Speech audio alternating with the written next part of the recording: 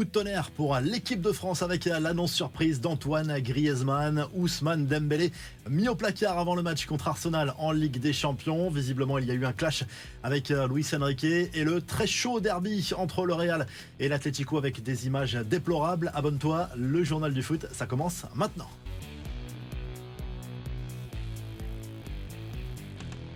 Énorme surprise sur la planète football, Antoine Griezmann arrête l'équipe de France, on ne l'avait vraiment pas vu venir. Il a choisi de mettre un terme à sa carrière internationale après 10 ans passés sous la tunique tricolore. L'annonce a été faite ce lundi et c'est un véritable coup de tonnerre à 3 jours de l'annonce de la liste de Didier Deschamps pour le prochain rassemblement. Au mois d'octobre, en Ligue des Nations, le joueur a publié un long message pour annoncer cette nouvelle sur les réseaux. Rendez-vous à la fin de ce journal du foot. On décrypte les dernières infos du PSG à la veille du déplacement à Londres pour aller défier Arsenal en Ligue des Champions. C'est un premier très gros test cette saison pour les Parisiens. Du côté de l'Emirates Stadium, la très grosse info de ce lundi, c'est la mise à l'écart d'Ousmane Dembélé. L'international français n'est pas dans le groupe pour le match de C1. Luis Enrique a décidé de se passer de ses services. Les deux hommes ont visiblement eu une explication musclée. C'était après le match face à Rennes que le technicien espagnol n'a pas du tout apprécié. Visiblement, le ton est monté selon l'équipe. Il s'agit donc d'une décision disciplinaire. Le quotidien sportif qui évoque aussi dans son édition du jour la complémentarité justement du duo Dembélé-Barcola, impliqué dans au moins 6 buts cette saison chacun, 6 pour l'ancien lyonnais, 7 pour l'ex-Blaugrana. Il y a des bonnes nouvelles tout de même avant ce déplacement du côté de la pelouse d'Arsenal. Ça se passe à l'infirmerie. 4 retours validés par le staff médical avant de croiser la route des Gunners. Gigio Donnarumma sera opérationnel. L'Italien a repris l'entraînement depuis quelques jours, mais il avait été préservé ce week-end. Tous les voyants sont au vert aussi pour Vitinha, lui aussi laissé au repos contre Rennes et qui semble remis pour ce match de C1. Tout va bien également pour Nuno Mendes, de retour dans le groupe après un virus, et Marco Asensio, touché à la cuisse lors du dernier match de Ligue des Champions contre Girone. Même chose pour Désiré Doué qui avait une nouvelle fois été blessé à la cheville lors du match face à Reims. Tous les deux vont beaucoup mieux. Les Parisiens qui pourront compter aussi sur leurs supporters du côté de l'Emirates Stadium. Plus de 3000 fans du PSG seront dans le parcage visiteur. Il n'a fallu que quelques minutes d'ailleurs pour que tous les billets s'envolent. L'UEFA qui a classé ce match à haut risque. C'est une rencontre sur la pelouse d'Arsenal qui sera l'occasion de retrouver aussi un certain Mikel Arteta. Dans son édition du jour, le Parisien évoque le passé au PSG du coach espagnol devenu un taulier en première ligue, passé au début des années 2000 par le club parisien. Un entraîneur qui compte désormais est déjà dans le viseur d'autres grands clubs et pourquoi pas un jour sur le banc du PSG. Marseille tombe pour la première fois de la saison. Les Marseillais battus 1-0 à Strasbourg en clôture de la 6e journée de Ligue 1 dans une grosse ambiance à la Méno. On a vu les premiers pas d'Adrien Rabiot avec le maillot de l'OM. Son entrée n'était pas forcément prévue sitôt en tout cas, mais la blessure de Koné a obligé le coach olympien à changer ses plans. De Zerbi qui a confirmé qu'il n'était pas à 100%. Ça s'est vu, l'international français a fait une entrée assez timide. Au classement, les Marseillais perdent du terrain par rapport au PSG et Monaco, désormais seul en tête avec 3 points de plus que l'OM. Après la rencontre, le coach marseillais a tenu à relativiser ce revers, même s'il est forcément contrarié quand on connaît son côté perfectionniste.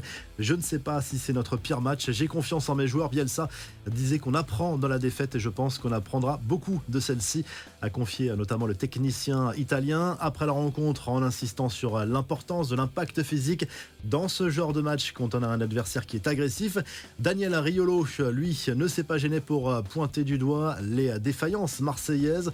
Selon lui, Roberto De Zerbi n'a pas encore réussi à imposer vraiment sa patte tactique. Le journaliste et éditorialiste de RMC a taclé notamment le secteur défensif, latéraux comme défenseurs centraux et pointé du doigt l'absence d'un vrai numéro 9 de haut niveau dans cette équipe. On prend aussi des nouvelles d'un ancien Marseillais, Jordan Verretou, qui a dû se résoudre à quitter l'OM cet été, un départ précipité. Il s'est confié auprès de Canal+, et visiblement la pilule a encore du mal à passer pour l'international français. Il a raconté ce fameux appel de Mehdi Benassia, le conseiller sportif de l'OM, juste avant la reprise de l'entraînement. Il m'appelle et me dit: voilà Jordan, le coach est arrivé et il a une autre philosophie et tu ne rentres plus dans le projet, a expliqué Verretou, désormais lyonnais. De la frustration pour le Real Madrid accroché dans le derby sur la pelouse de l'Atlético. C'était la clôture de la 8e journée de Liga. Score final, un but partout dans une chaude ambiance. Clairement, limite par moment. Les Colchoneros ont arraché le match nul en toute fin de match.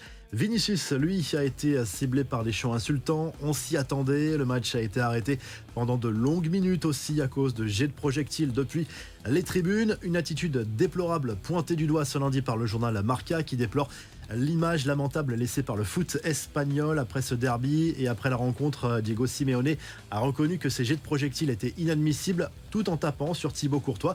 D'après lui, le gardien merengue a eu une attitude provocatrice. On peut aussi punir ce qui provoque les gens, a souligné le coach argentin des Colchoneros. Du côté du Barça, le gardien polonais Szczęsny est arrivé en Catalogne pour sa visite médicale. Son arrivée a pris un peu de retard, mais tout est bouclé. Il sera en tribune d'ailleurs pour assister à la réception des Young Boys de Berne en Ligue des Champions ce mardi soir. On attend une réaction catalane après la première défaite de la saison sur la pelouse d'Osasuna. La bonne nouvelle pour les finances du Barça, c'est la signature désormais officielle de ce fameux renouvellement de contrat avec Nike, sponsor maillot jusqu'en 2028. On en parlait il y a quelques jours, tout est désormais officiel. D'après la presse catalane, le montant dépassera même les 100 millions d'euros par saison, plus une prime de renouvellement.